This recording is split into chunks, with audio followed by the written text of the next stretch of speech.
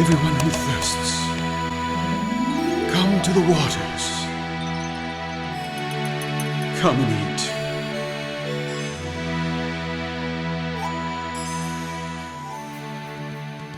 Well, Shabbat Shalom, everyone.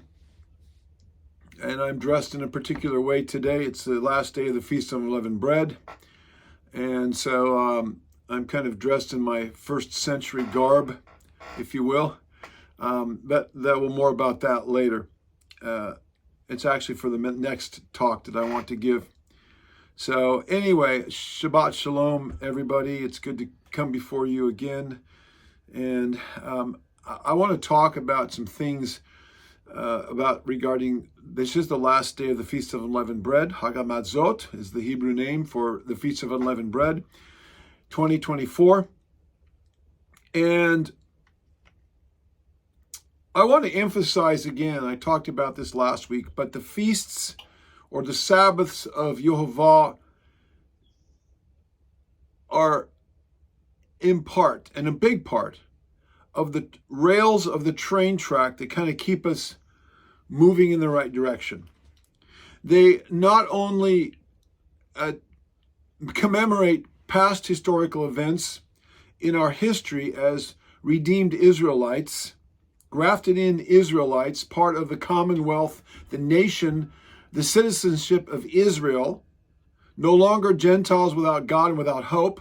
I'm quoting Paul from Ephesians chapter 2. And we're grafted into the olive tree of Israel, which means we are part of Israel, Romans chapter 11. And Abraham is our father, Romans 8 and 10, and Galatians chapter 3. And we are literally the offspring of Abraham. The sperm of Abraham, Galatians 3, I think it's verse 29. That's what the Greek says, the sperm. Now, I don't know if I'm a literal biological descendant of Abraham or not. I don't know. I can't trace my lineage back for thousands of years. I don't think anybody can. But I know that I am part of the spiritual lineage. And that's at a higher level of reality than genetic or biological or physical lineage. Because physical lineage or the human genome eventually will cease to exist, and it will give way to the glorified sons and daughters of Elohim. And that's a reality that will last for eternity. And Yah made no covenants, no salvation covenants with the Gentiles. So if you are a Gentile, you do not have a covenant relationship with Yeshua. It doesn't exist. It is impossible. It is unbiblical. And you may call yourself a Gentile. You may be born again and know Yeshua and all that, and that's great. And you may call yourself a Gentile, but you are lying to yourself, and you're not in sync. Your words, the words of your mouth, and the thoughts of your mind in this regard are not in sync with the reality of who and what the Bible says you are. You are repeating the lies of your fathers that you have inherited from the Catholic Church, going back to the early church fathers who promoted a replacement theology. Now, you may say, I love the Jewish people and I love Israel, but if you say you are a Gentile, you are replacing a false dispensational paradigm that says that the church has replaced the Jews. The church is the new Israel.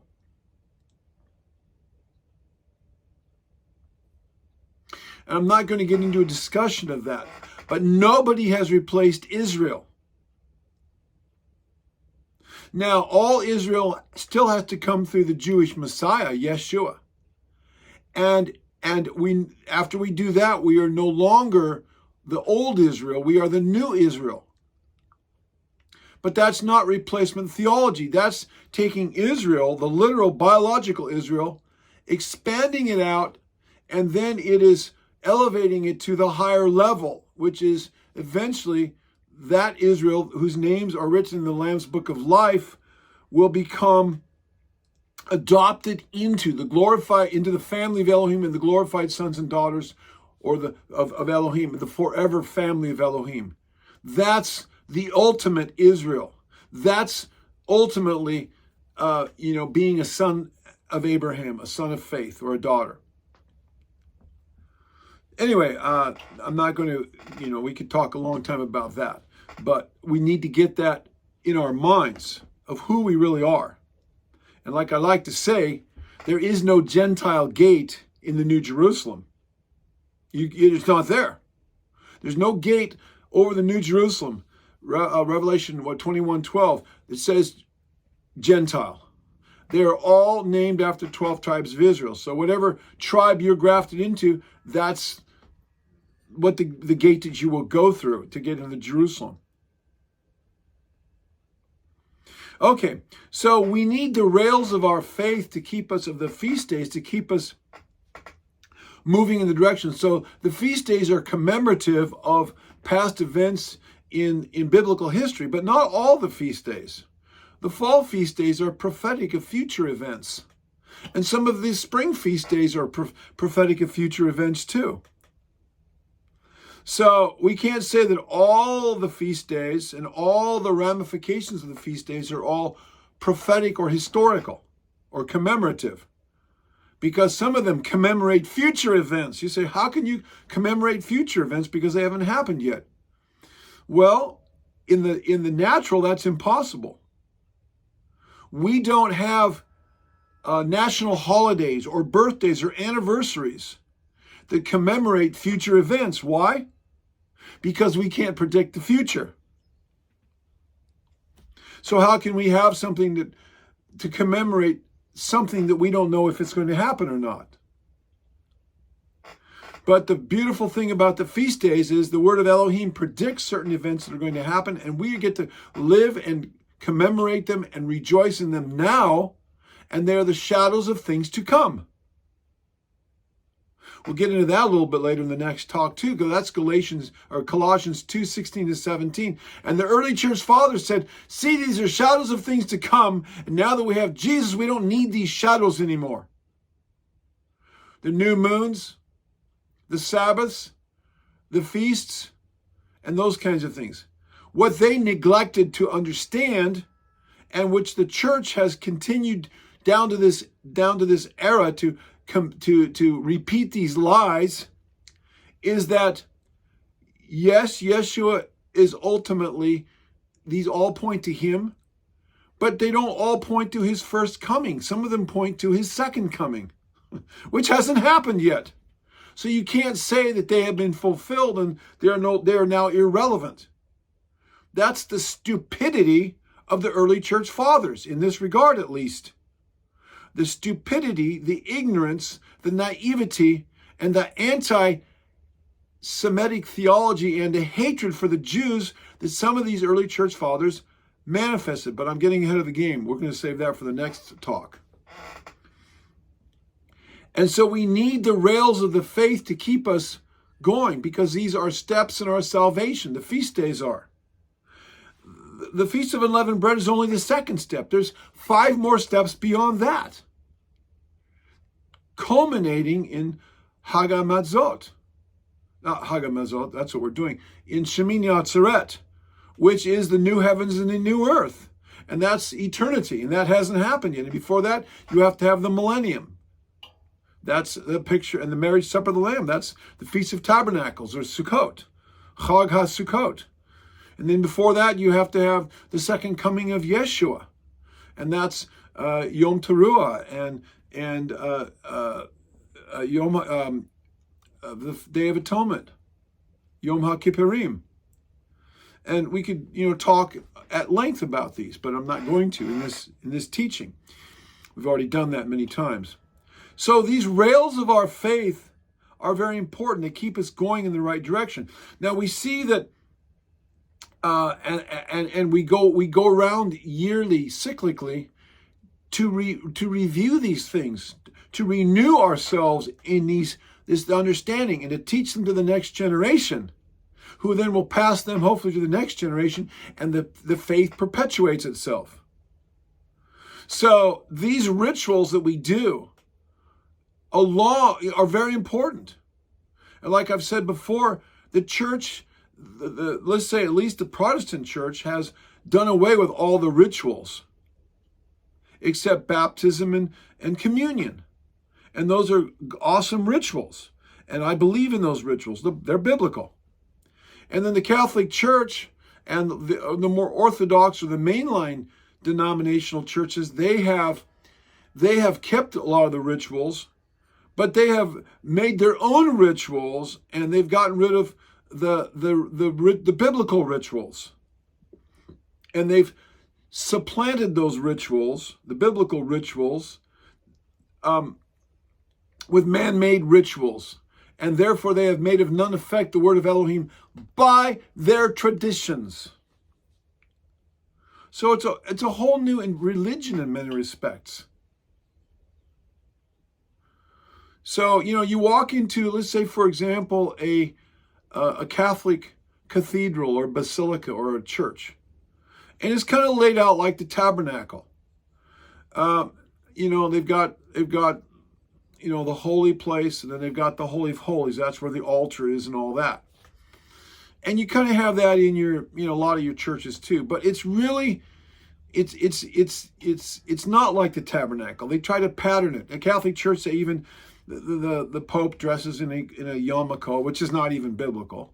The yarmulke was invented later on by the Jews in the 1500s, and in Lutheran Church, my wife was raised Lutheran. They have the stole, which is like a talit. They have they have their robes and their priesthood and so forth and so on. At least in the Catholic and the Orthodox churches, but it's a cheap counterfeit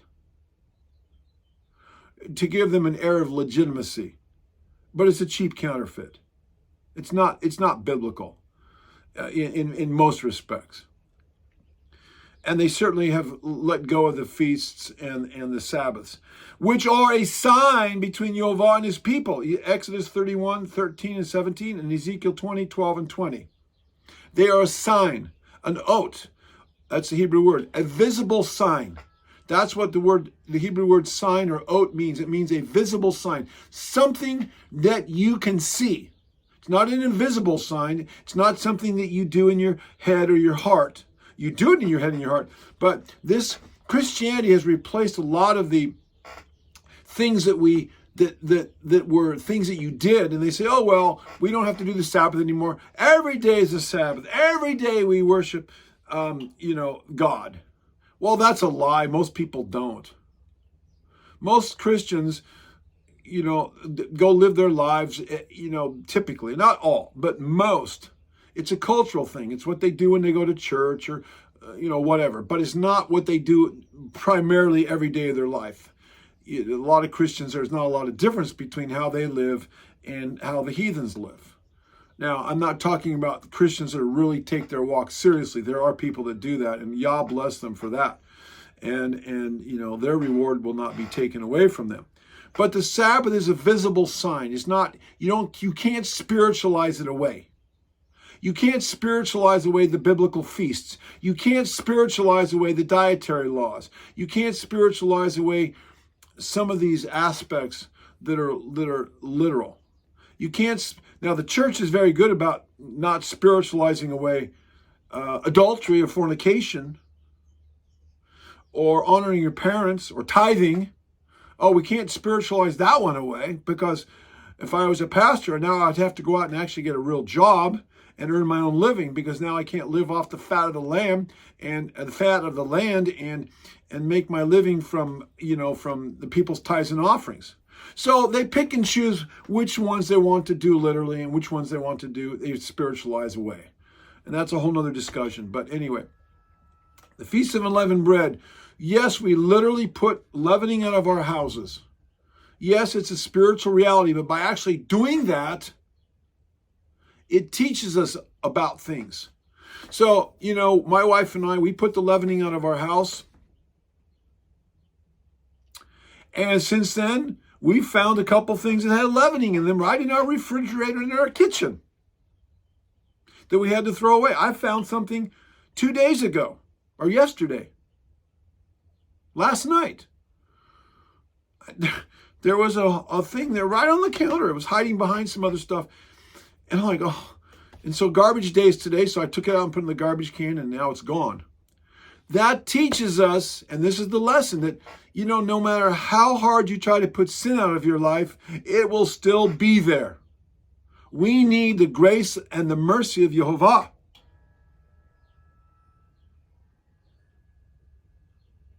We need the imputed righteousness of Yeshua. We cannot earn our salvation by our works, despite our best efforts. That's the importance of walking these things out and also teaching them to our children. About you've got to get the sin out of your spiritual house, just like, which is, getting sin out of our physical house is a picture of that. So we need these things. Keeping the feast of Yehovah is a test of obedience. How many of you have heard we can't keep the feasts because we can't go up to Jerusalem to keep the feasts? How many of you heard this lie as an excuse why we don't need to keep the feasts? I hear this all the time, even among people that claim to be Torah obedient and Torah teachers. The bottom line is you don't want to keep the feast. You still have a rebellious heart. You don't want to keep the feast because it's going to interfere with your job. Be honest with yourself. With your job and your career, you might lose your job or whatever.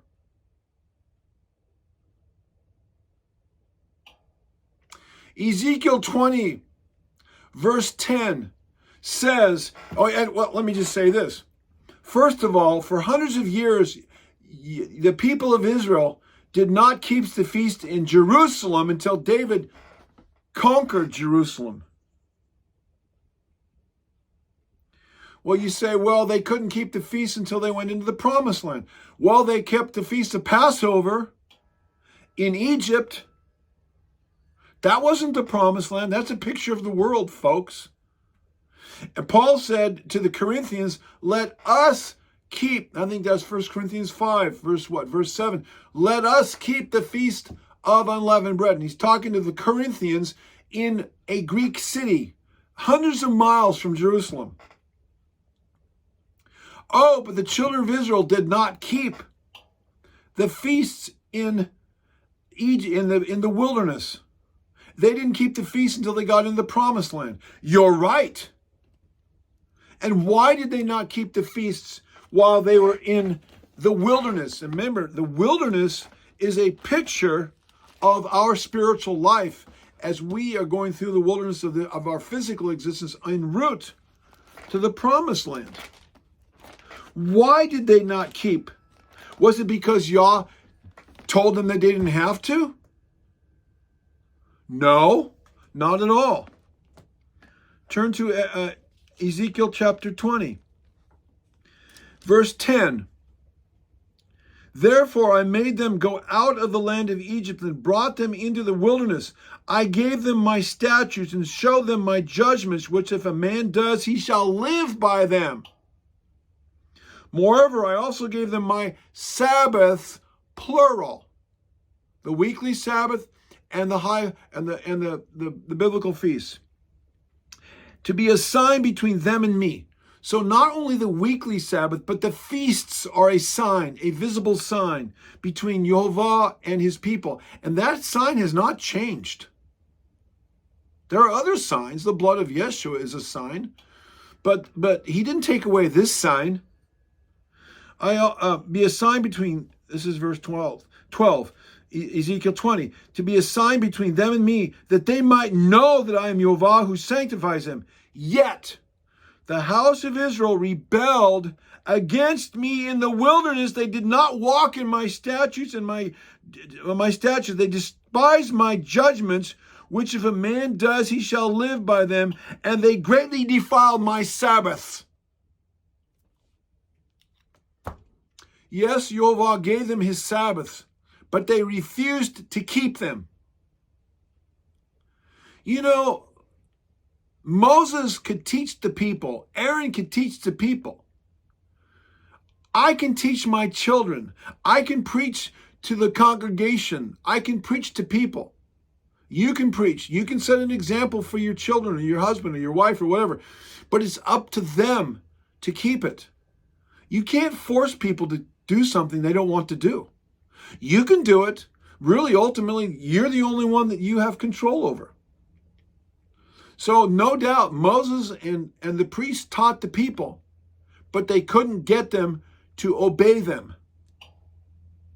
And this is what Yehovah is saying. They rebelled. So what this tells me is, while we are in the wilderness outside of the land of Israel, we are to keep the feasts. Otherwise, we are walking in rebellion.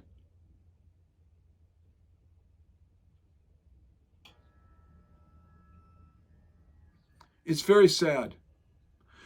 I once knew a man, I still know him, but I don't keep in touch with him, who I met many years ago, who prided himself on being a Torah teacher, a very highly educated, very brilliant man, very zealous for the Torah. I invited this individual to come to speak at one of our, I'm not going to say a lot of information here, but at one of our one of our regional gatherings for one of our feasts. And he came and spoke as an invited guest speaker and a teacher, a Torah teacher. And I'd known him for many years. And he had a Torah fellowship in his home. And he was always calling me. And we were talking regularly about how the people really didn't want to follow the Torah. And he's doing his best to teach them the Torah. And then, after I invited him to teach in our congregation, to our group, I found out that he didn't even believe that the feast days were relevant for us today to keep, because you can't keep them outside the land of Israel. And I wrote an article and made a teaching and put it up on my website. This is years ago, showing about 10 different ways from the scriptures how you are to keep the feast days. And I presented it to this man, and he told me off and basically cursed me.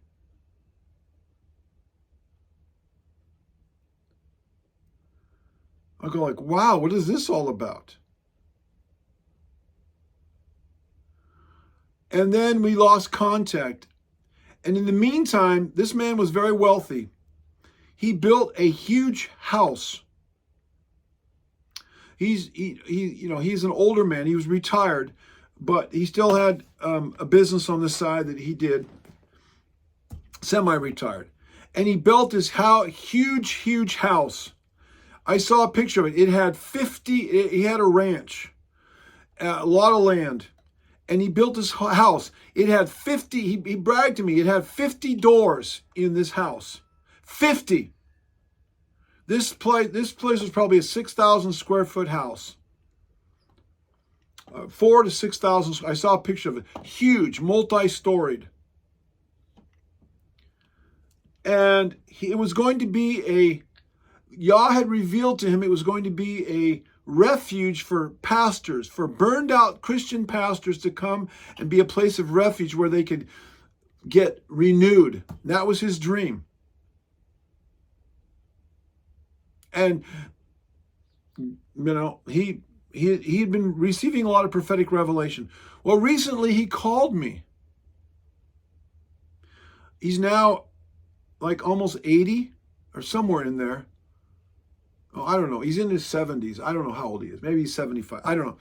He's had he's had heart attacks.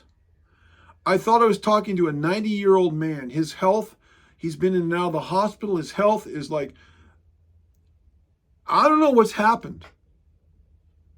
I know that, things can happen to a lot of people, but for a lot of reasons. So I don't want to pass judgment, but I have to wonder. Did he come under judgment? I don't know, but it scares me. You're going to teach the Torah and then you're going to say the feast days are not, you don't have to do them? You see, when we start going off of these things, we start going into weird stuff. And we take ourselves out of the river of life.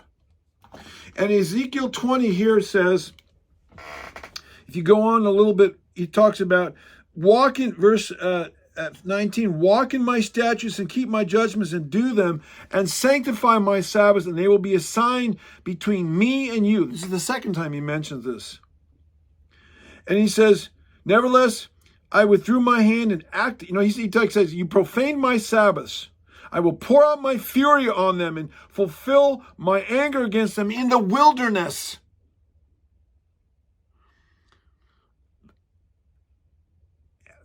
This is a prophecy for us. Why can't we learn the lessons from history? Nevertheless, I withdrew my hand and acted for my hand's sake. Withdrew my hand and acted for my name's sake, that it should not be profaned in the sight of the Gentiles, in whose sight I brought them out. So here he brought the Israelites out of Egypt, commanded them to obey him. They did not obey him. He brought judgments against them. And he says, verse 23, I raised my hand in an oath. That's where the idea of you raise your right hand in an oath when you go into a court of law, it comes out of here, out of the Bible. He said, I will swear, I will raise my hand in an oath. I am going to do this. Bring judgment against them. I will scatter them among the Gentiles and disperse them throughout the countries, because they had not executed my judgments and despised my statutes and profaned my Sabbaths. Their eyes were fixed on their fathers' idols. What are the idols that we worship now? Money, our jobs. What will people think of me? I can't do the feasts because it's going to mess up with my lifestyle. I can't keep the dietary laws. I can't keep the Sabbath because I might lose my job. These are the idols we worship if we don't do these things. What will my family think? What will my church think? If I'm a pastor, will I have to go out and get another job because my denomination will kick me out? What will my church friends think? I love the praises of men more than the praises of Elohim. These are the gods we worship if we're not careful. Therefore, okay, here's another one. Now, this is an argument that the early church fathers use. I read it. I've got the early church fathers' writings up here. He goes, they quote this. They quote this verse. Therefore, this is Yehovah speaking, I gave them up to statutes that were not good and judgments by which they could not live. And I pronounced them unclean because of their ritual gifts, in that they caused all their firstborn to pass through the fire, that I might make them desolate and that they might know that I am Yehovah. So the early church fathers, I've got their quotes. I will talk about that in the next teaching. I will give you their quotes where they said, see, the children of Israel, the feast days of Yehovah, the laws of Elohim were bad. He gave them to them the laws of Moses and the Torah because they were a rebellious people. That's how they interpret this scripture. That is a twisting of the word. That is blasphemy by the early church fathers that teach this stuff against the word, the spirit, and the truth, and the reputation of Yehovah Elohim. And that is not what this passage is saying. It says, because you disobeyed my Sabbaths, you profaned them. He's extolling the virtues of his Sabbaths. Because you profaned them and would not keep them, I scattered you to the nations, and you became servants, and you came under, slaves in those nations, and you came under their laws, their statutes, their judgments, their edicts in Babylon, in Rome, wherever I took you out of that. You were slaves in Egypt. You've gone back to that. You're now offering your children. You're following the ways of the heathens, sacrificing your children to Moloch and Chemosh and to the gods, to the satanic gods of the heathens. This is not about doing the feast days. Yet this is what the early church fathers take this verse to mean. The liars, the damnable heresies of these men. Shame on them. And these lies have been passed on down to a modern church. And you all have heard them if you've been in the church system for any length of time. Oh, I get passionate and vehement and righteously indignated. I'm not angry, within myself. I am angry for the reputation of Elohim being trampled on and the word of Elohim being trampled on by these derelicts, by these heretics.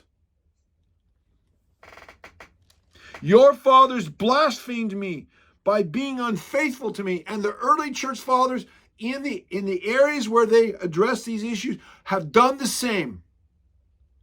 And the pastors and the teachers that are repeating their lies are doing the same to the church, the modern church era.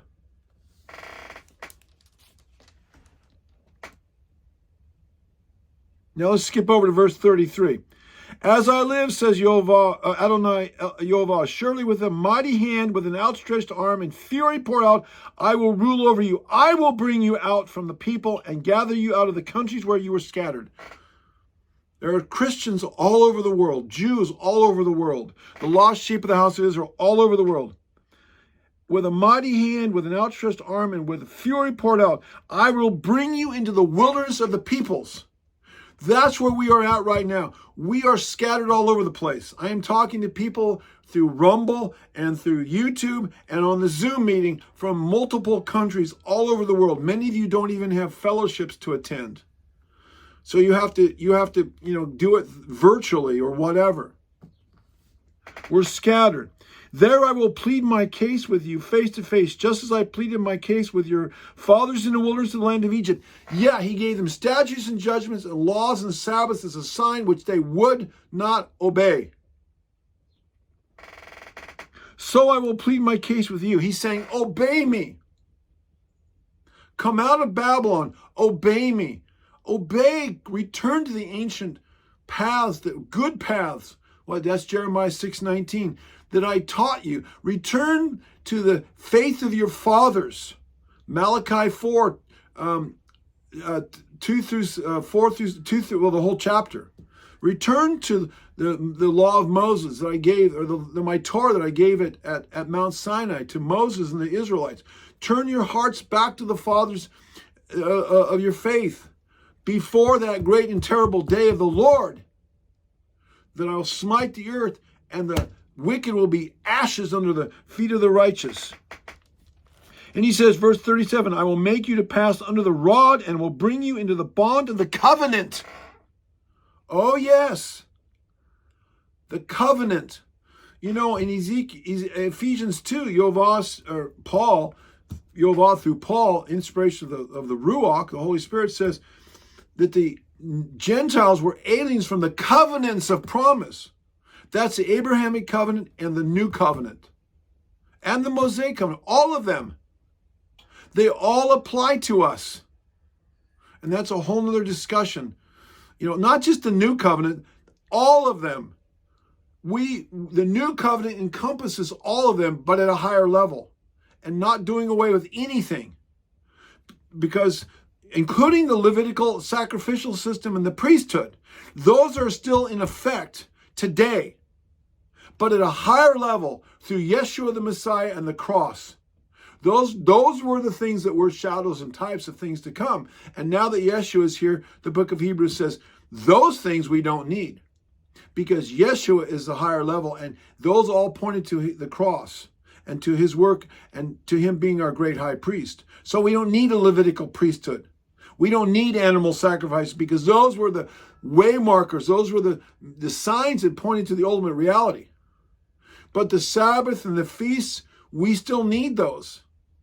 We still need all of those things, because these are all holiness issues, righteousness issues, and these keep us pointed in the right direction on the rails.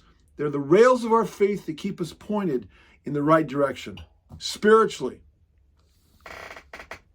I will make them, verse 37, I will make you pass under the rod, and I will bring you into the bond of the covenant. I will purge the rebels among you. Who are the rebels? It says earlier, those that rebelled against my Sabbaths and profaned my feasts and would not follow my statutes and judgments.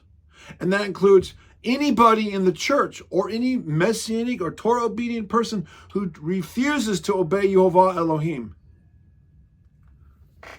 I will bring them out of the country where they shall dwell. They shall not enter the land. So the rebels will not enter the land. They're not going to be in the promised land. I don't know what Yah is going to do with them. But he says, you're not coming in.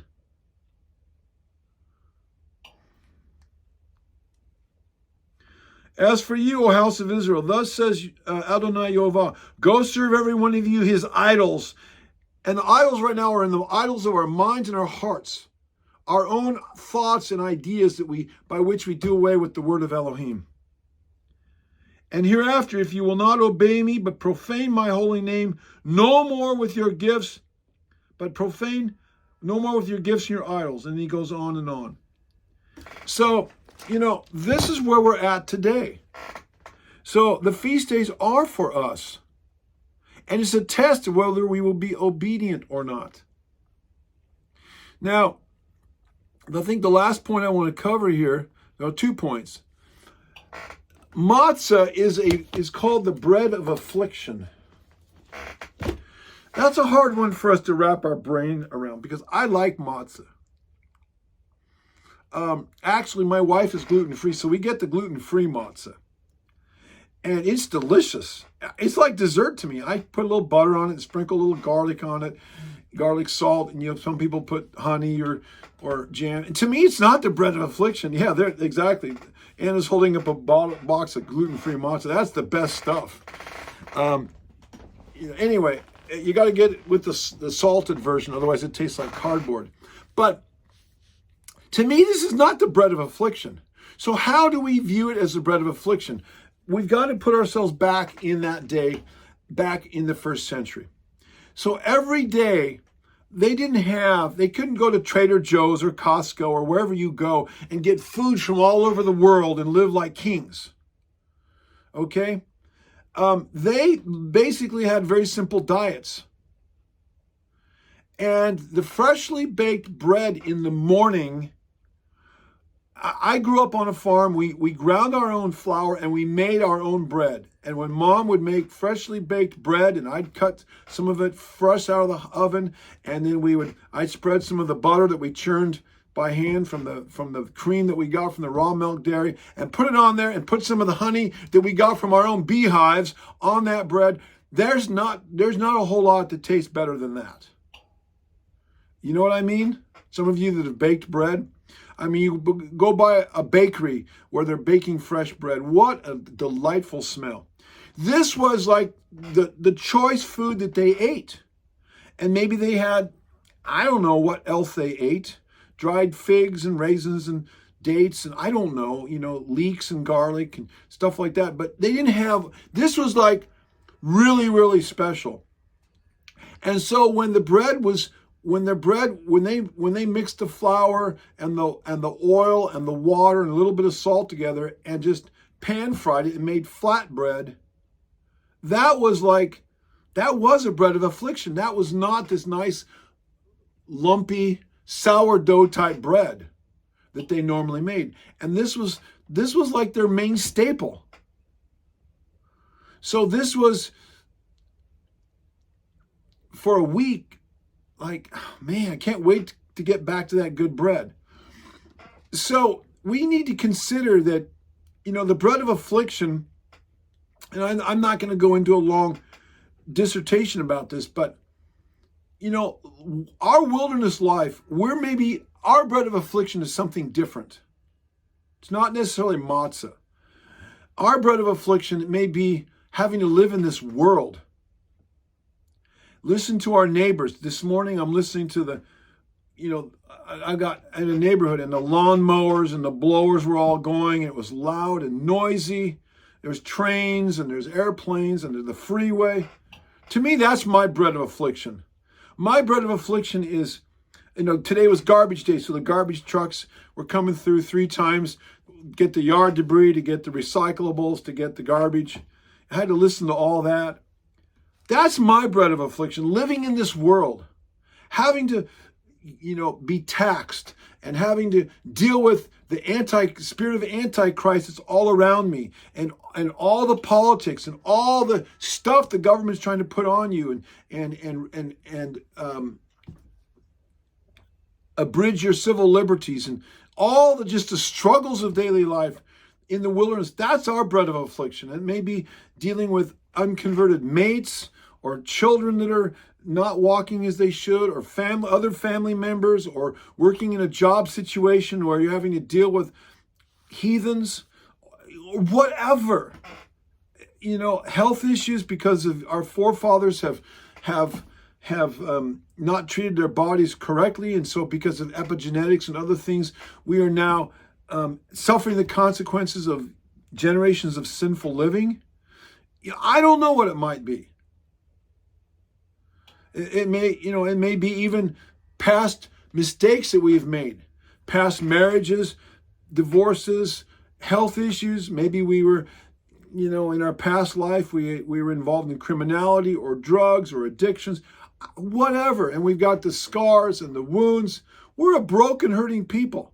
And we're passing through the wilderness of life. And yes, we came to Yeshua, and he's given us hope, but we're still bearing the scars of this life and the past emotional traumas that we've been through, and physical things where we abused our bodies, and past broken relationships, and on it goes. And we're going through this wilderness of life, and we have the hope of the future, but we're having to endure all of this stuff in the meantime. That's our bread of affliction, at least in part. And then the final thing that I wanted to touch on was finding the hidden leaven in our lives. Now, we've talked about this a little bit on our Zoom fellowship, but I think one of the easiest ways to find the hidden leaven in our lives is very simple. I'm not saying this is 100% accurate, but I'd say it's probably, 50, 75, maybe 90% accurate. Look at the people in your life around you. Your closest friends, your closest family members, maybe your spouse, maybe your children, people that you are spending a lot of time with. What in them bugs you the most? What habits, what things that they say, what quirks and idiosyncrasies, what things do they do or say that just get under your goat, that just irritate you the most?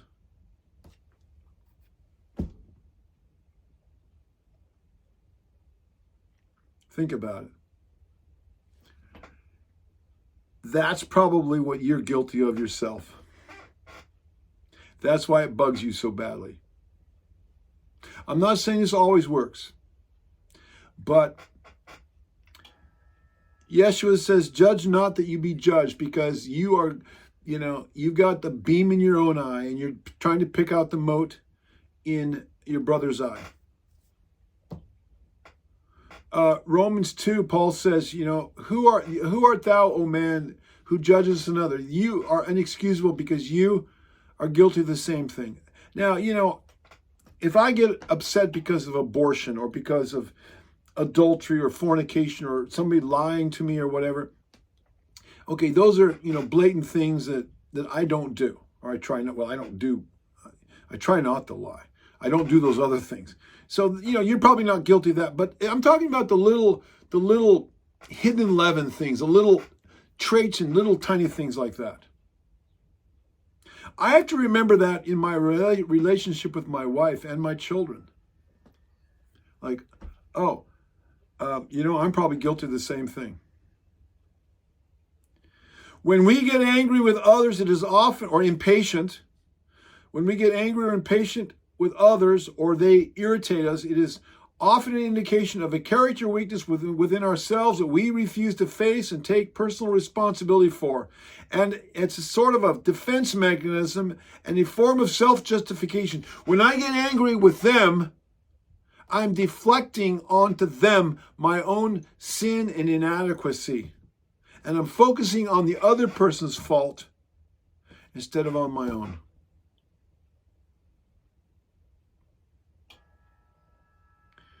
So, just something to think about when it comes to finding the hidden leaven in our lives. You know, I get it.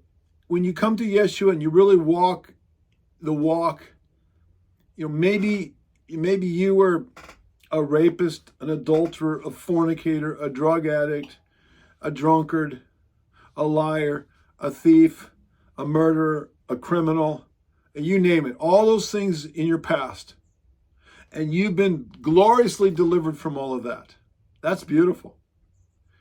And then you came into the church and you became a Christian and you try to live a good life and, you know, set a good example and love your enemy and pray for people and all that. And then you came to Torah. So there's a little bit higher level of standard. And you cleaned up your diet and you stopped, you know, worshiping, going to church on the wrong day, or, you know, you kept the Sabbath and the feasts, and, you know, you put on tzitzits, and if you're a man, maybe you grew a beard, or, you know, you bring your life into the covenant and you understand these things. So there's still all those little hidden things that are hard to find. You've overcome a lot, and that's wonderful. But what about the little hidden things that are really hard to find? That's what I'm addressing here. So anyway, hallelujah. Those are my tidbits with regard to the Feast of Unleavened Bread. So happy last day of the Feast of Unleavened Bread, although most of you will be watching this after the fact. And if you didn't do it this year, then I hope you will do it next year. And if you did do it this year, well, hallelujah, in another year, you can take these things into consideration, hopefully, and maybe have a more fulfilled and some deeper understandings in a few things. So blessings to you all, and shalom, shalom.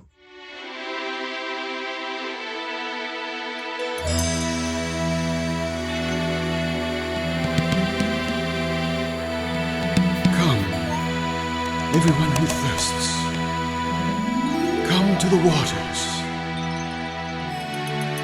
Come and eat.